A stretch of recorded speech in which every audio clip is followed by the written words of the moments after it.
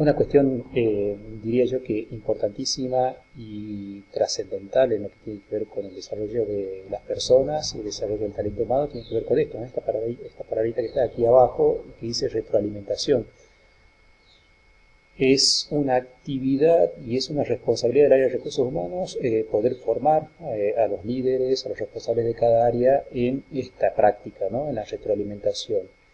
¿A qué nos referimos con esto? Es decir, a la devolución permanente del rendimiento de los colaboradores, ¿sí? Muchos colaboradores desempeñan su tarea en forma cotidiana, en forma semanal, mensual y hasta incluso anual a lo largo de ese tiempo sin recibir de parte de sus líderes, de parte de sus referencias, de parte de sus referentes o encargados, alguna devolución en cuanto a su desempeño, es decir, eh, alguna, eh, alguna referencia concreta en función de lo que hicieron bien y de lo que de repente necesitan mejorar. Es decir, hay algunos colaboradores que terminan el año con la incertidumbre de saber si es que sus referentes o sus responsables de área están conformes con su desempeño, con su trabajo. Y esto es necesario porque cada colaborador requiere tener esta referencia y debe ser una práctica habitual y cotidiana de los referentes de cada área, de los líderes de cada área, la posibilidad de brindarle a sus colaboradores una devolución que les permita reorientar su práctica en el caso de que sea necesario, o bien seguir por el mismo camino o potenciar eh, algunas actividades que tal vez no está desarrollando de la mejor manera. Entonces, esta retroalimentación, esta devolución debe ser periódica, debe ser regular, debe ser sostenida en el tiempo, debe estar basada en criterios objetivos y se debe realizar como una costumbre, como un hábito, tanto como gestionar, ¿sí?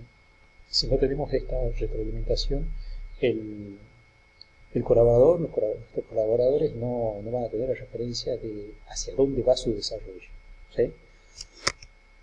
Bien, y otra práctica que hoy en día está ganando bastante terreno, que a ver, no es un ámbito específico de la psicología, se desprende tal vez de un conocimiento psicológico, pero que tiene tal vez su desarrollo más particular, más específico, y que incluso hay toda una especialización que tiene que ver con esta práctica, es la actividad del coaching, ¿sí? Y del coaching organizacional, porque el coaching se puede aplicar en diferentes ámbitos de la vida. En este caso lo vamos a ver dentro del ámbito laboral u organizacional. Bueno, la palabra coaching viene de la palabra del inglés, coaching, ¿sí? Que hace referencia al entrenamiento, entrenador o entrenamiento, ¿sí? Es decir, la palabra es una práctica, ¿sí? Es una práctica que viene del ámbito deportivo y que se la traslada a diferentes ámbitos de la vida, especialmente al ámbito laboral, ¿sí? El coach, el entrenador, es aquel que en esa práctica deportiva trata de que sus dirigidos den lo mejor de sí, den eh, el mejor rendimiento que pueden dar, ¿sí? Esa es la lógica, ¿sí? Y trasladado al ámbito organizacional tiene ese sentido, ¿sí? Tengo acá, les he preparado dos definiciones que están en los artículos que les he compartido en la plataforma. Incluso ahí en los artículos van a encontrar otras definiciones más, pero me parece que estas dos son tal vez las que más clarifican este panorama, ¿no? El coaching, ¿sí? Según John Whitmore, el coaching es ayudar y acompañar a una organización, persona o grupo en su espiral de crecimiento, perdón, en su espiral de movimiento, cambio, aprendizaje, liberación de talento, transformación y expansión de conciencia, ¿sí? Eh, entonces, el coach o el coaching se ubica en ese lugar, ¿no es cierto?, de ayudar y acompañar. Eh, esta acción se puede focalizar en una persona, en un grupo de personas o en toda la organización. Por lo general, en nuestro ámbito se suele aplicar enfocar en una persona. Generalmente, por lo menos en mi experiencia personal, las organizaciones me han convocado para coachear, hablando mal y pronto, bueno, esa es la terminología, determinados perfiles, ¿no es cierto? Especialmente gerentes o jefes o supervisores que deben asumir tal vez un rol o un puesto de mayor responsabilidad y necesitan un entrenamiento particular en ese sentido. Igual de todos modos se puede implementar eh, a otros grupos, ¿sí? A grupos o incluso a toda la organización. Pero como les dije, también cuando hablé de capacitación, tiene que estar bien dirigido, ¿sí? Es decir, la acción del coach tiene que estar bien dirigida a cada persona, a cada área y a cada necesidad. Es decir, no se puede coachear en el aire, no se puede entrenar en el aire o no se puede entrenar en la generalidad. Tiene que el plan de entrenamiento se tiene que ajustar a las necesidades de ese entrenado, ¿cierto? De esa persona que necesita el coaching. Otra definición, en este caso de Lozano, nos dice que el coaching es una herramienta que contribuye al desarrollo de estrategias que favorecen el crecimiento personal y profesional para la obtención de resultados e incrementar el potencial.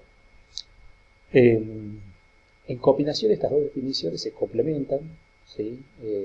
La primera es un poquito más general, la segunda de alguna manera es más específica. En definitiva, lo que lo que implica el coaching se sustenta en esta expresión que figura al final de la primera definición: expansión de conciencia, ¿sí? Liberación de talento. Es decir, la función del coach tiene que ver con esto, ¿no es cierto? Con generar condiciones en donde el colaborador, el trabajador, pueda expandir su conciencia. ¿Qué quiero decir con esto? Pueda enriquecer los saberes que tiene de sí mismo. Es decir, eh, ¿qué es lo que suele pasar comúnmente con las personas que de repente están estancadas en su puesto o que de repente no pueden superar determinado nivel y se quedan en algún nivel más operativo, teniendo un talento para hacerlo, para poder promocionarse? Muchas veces no reconocen ese talento, es decir, muchas veces hay personas que no tienen claro qué es lo que pueden dar de sí, es decir, tienen una conciencia de sí mismos bastante limitada, ¿sí? Entonces, ahí en ese punto interviene el coach con el propósito de expandir esa conciencia, de hacer focalizar la atención de la persona en otras aptitudes u otras habilidades que pueda llegar a tener y que no está siendo consciente de eso, ¿no es cierto? Entonces, esa expansión de conciencia le va a permitir a la persona poder reconocer cuáles son sus habilidades potenciales y poder desplegarlas. Entonces, ahí sobreviene esto, ¿no es cierto?, de la liberación del talento. Muchas veces suele pasar esto mismo que yo le estaba diciendo: hay personas muy talentosas que tienen mucha capacidad, pero en potencia, ¿sí? Es decir, no la han desplegado todavía, no la han podido demostrar, son muy hábiles, son muy creativos, son muy ingeniosos, tal vez somos muy ágiles para resolver problemas, pero no lo han podido desplegar. ¿Por qué?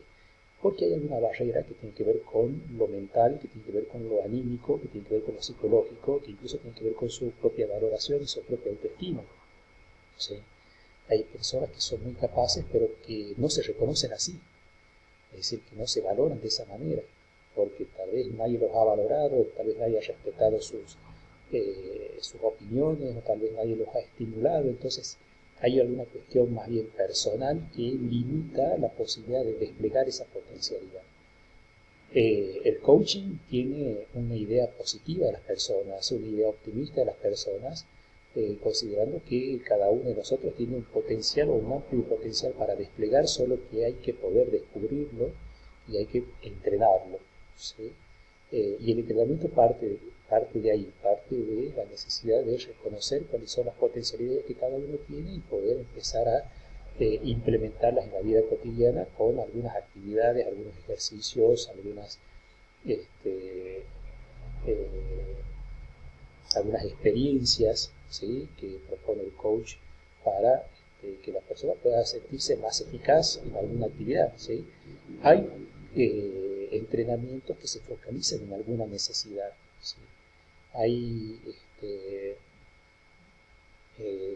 organizaciones, colaboradores que necesitan, por ejemplo, un entrenamiento, supónganse, en toma de decisiones, ¿sí? Entonces se focaliza el entrenamiento allí, ¿no es cierto?, en ejercicio de toma de decisiones.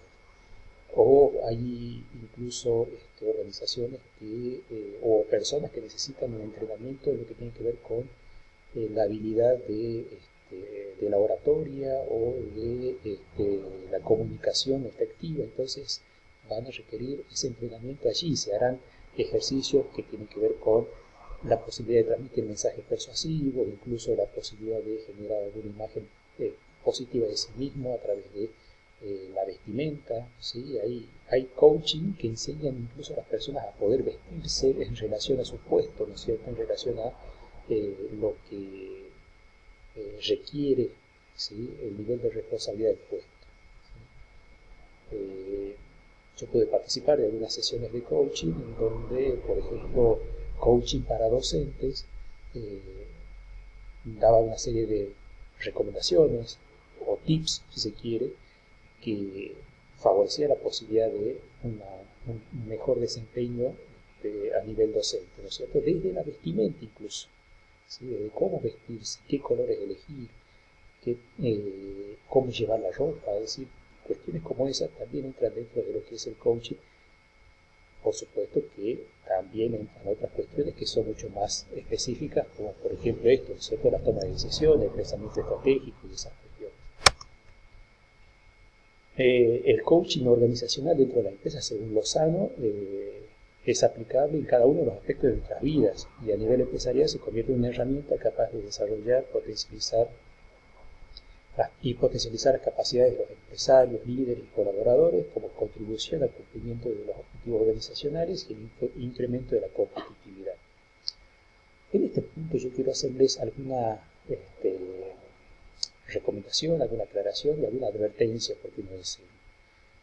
Ustedes van a encontrar en diferentes publicaciones ofrecimientos, ¿sí?, propuestas de formación en coaching, e incluso personas que aseguran tener esta formación y que se ofrecen como coach para determinadas organizaciones o determinadas empresas. Lamentablemente, como en todo, ¿sí?, como en todos los ámbitos de la vida, hay propuestas más serias que otras, ¿no es cierto? Y aquí en este punto yo lo que les puedo recomendar que atento a esta particularidad sean muy criteriosos al momento de contratar o de elegir algún formador, algún coach para su organización o para su empresa. Traten de asegurarse de las referencias que pueda tener, ¿sí? Hay mucho charlatán dando vuelta en este ámbito, ¿sí?, hablando mal y pronto. Entonces, para no tener sorpresa o para de repente no gastar o no mal emplear una estrategia tan rica como el coaching, asegúrense de revisar o de confirmar las referencias que puedan tener, ¿no es cierto?, de esa organización o de esa persona que dice ser coach y que tiene o que puede transmitir esa formación, ¿no es cierto? Entonces, esa recomendación es lo que le puedo hacer desde el área de psicología. Y bueno, también, por qué no decirlo, ustedes también capaz que a alguno le puede interesar, ¿no es cierto?, esta área o este ámbito del saber que es el coaching, y entrenarse en ese sentido. Hay alternativas de entrenamientos que son algunas más accesibles que otras, algunas más cercanas que otras. Generalmente la mayoría, por lo menos que yo he podido ver y que tienen alguna seriedad en su formación, están en Buenos Aires, pero hoy con el tema de la virtualidad tal vez se hace mucho más fácil acceder a ese tipo de formaciones. Bueno, con esto concluiríamos este recorrido por la unidad 5, espero les haya servido y bueno, les recomiendo la lectura del material y seguimos en contacto.